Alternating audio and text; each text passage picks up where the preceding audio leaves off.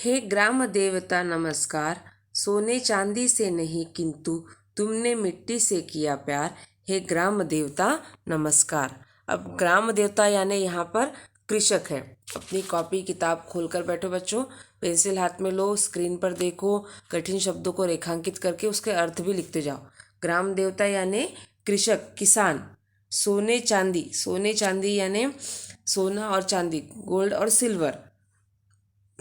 यहाँ पे कह रहे हैं कि ग्राम देवता, हे कृषक, तुम्हें मैं नमस्कार करता हूँ।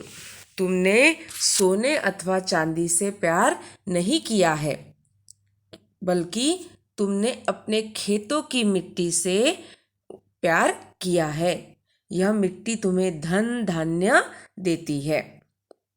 हे ग्राम देवता, तुम्हें मैं नमस्कार करता हूँ।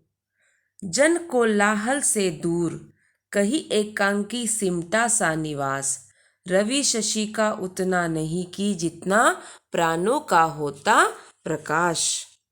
कोलाहल, कोलाहल यानी शोर, कोलाहल यानी शोर होता है। कवि कहीं एकांकी, एकांकी यानी एकांत में, शांत, इसमें एकांत में। सिमटा सा, सिमटा सा यानी छोटा सा, सिमटा सा यह शब्द युग में भी है। सिमटने के जैसा यानी छोटा सा। निवास, रहने का स्थान। रवि शशि, रवि सूर्य, शशि चंद्र। प्राणों का होता प्रकाश यानी उजाला। अब यहाँ पे कह रहे हैं कवि कि लोगों के शोरगुल से दूर कहीं एकांत में तुम्हारा छोटा सा अपना घर है। उसमें सूरज और चंद्रमा के प्रकाश से अधिक तुम्हारे प्राणों का, तुम्हारी मेहनत का प्रकाश है। तुम्हारी आवश्यकताएं भी बहुत कम है। क्या कहा है यहाँ पे कवि ने, देखो कि जन कोलाहल, लोगों के शोरगुल से तुम्हारा कहीं एकांत में छोटा सा अपना घर है, जहाँ पे सूर्य चंद्रमा के प्रकाश से अधिक तुम्हारे प्राणों का प्रकाश है। तुम्हारी आवश्यकताएं भी बहुत कम है। श्रम वैभव के बल पर करते हो जड़ में चेतन का विकास, दानों दानों से फूट रहे सौ सौ दानों के हरे हास। अब यहाँ पे श्रम वैभव, श्रम वैभव यानी मेहनत, बल यानी शक्ति, जड़ में चेतन का विकास। जड़ यानी मजबूती, जड़ में चेतन का विकास। दानों दानों से फूट रहे सौ सौ दानों के हरे हास, हास यानी हंसी। अब यहाँ पे कवि कह रहे हैं कि तुम दिन रात परिश्रम करके जड़ धरती में चेतना का विकास करते हो। जड़ यानी जो बंजर हो गई है, जो मजबूत है, वो धरती में तुम उसको उपजाऊ उर्वरा बनाते हो और उसमें चेतन, चेतन यानी एक प्रकाश, एक जान फूंकते हो। उस धरती में धान्य उगाकर उसे सजीव बना देते हो। तुम्हारे द्वारा बोए गए एक एक दाने में सैकड़ों दाने की उत्पत्ति होती है। ऐसा लगता है कि जैसे पूरे खेत में हरे दानों के रूप में वे हंस रहे हैं, अपने हास्य को बिखरा रहे हैं, अपनी हंसी को बिखरा रहे हैं।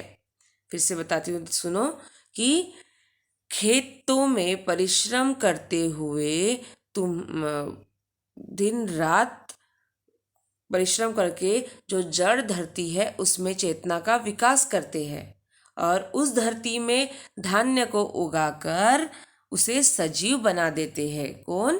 कृषक, ग्राम देवता। और तुम्हारे जो बोए गए धान्य है, एक एक दाने से सैकड़ों दानों की उत्पत्ति होती है और मानो यही सैकड़ों दाने हास्य प्रकट कर रहे हैं, हंसी प्रकट कर रहे हैं। यह है न पसीने की धारा, यह है न पसीने की धारा, यह गंगा की है धवल धार। हे ग्राम देवता नमस्कार। पसीने की धारा, पसीने की धारा यानी मेहनत। धवल शुभ्र शुद्ध, धार पवित्र। हे ग्राम देवता नमस्कार। यहाँ कहा है कि खेतों में परिश्रम करते हुए तुम्हारे शरीर से जो पसीना एक धारा की तरह बहता है वह उतना ही पवित्र है जितना कि गंगा नदी की धारा पवित्र है।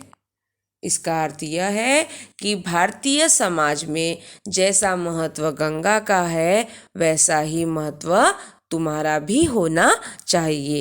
हे ग्राम देवता, मैं तुम्हें नमस्कार करता हूँ। जो है गतिशील सभी ऋतु में, गर्मी वर्षा हो या कि ठंड, जग को देते हो पुरस्कार, देकर अपने को कठिन दंड। अब यहाँ कवि कह रहे हैं कि गतिशील, गतिशील अर्थात चलते रहने वाला, वह गतिशील होता है। कृषक को हर ऋतु में काम करना होता है, चाहे कितनी ही गर्मी हो, कितनी ही ठंडी हो, चाहे कितनी ही बारिश हो। गर्मी की तपती दोपहर में जब अन्य लोग छाया और हवा वाले स्थान में आराम करते हैं, उस समय किसान खेत में हल चला रहा होता है। वर्षा के समय वह खेतों में जोताई निराई का काम करता है, और जब कड़ाके की सर्दी होती है तो वह रात को खुले खेतों में फसलों की चौकीदारी करता है। और किसान जो है वह स्वयं को मानो इस रूप में दंडित करता है, क्योंकि वह एक प्रकार का उसके लिए दंड हो रहा है ना। हम जिस समय पंखे की हवा में गर्मी में सोते हैं, बरसात में अपने आप को बरसात से बचाकर अंदर रखते हैं, ठंडी में जाड़े की ठंडी में ऊनी कपड़े पहनकर सुरक्षित रखते हैं, पर किसान तो तीनों मौसम में अपने आप को दंडित करते हुए वह हमारे लिए अन्न उगाता है और दुनिया को धन्य धान्य रूपी वह पुरस्कार देता है। हे ग्राम देवता, तुम्हें नमस्कार करते हैं।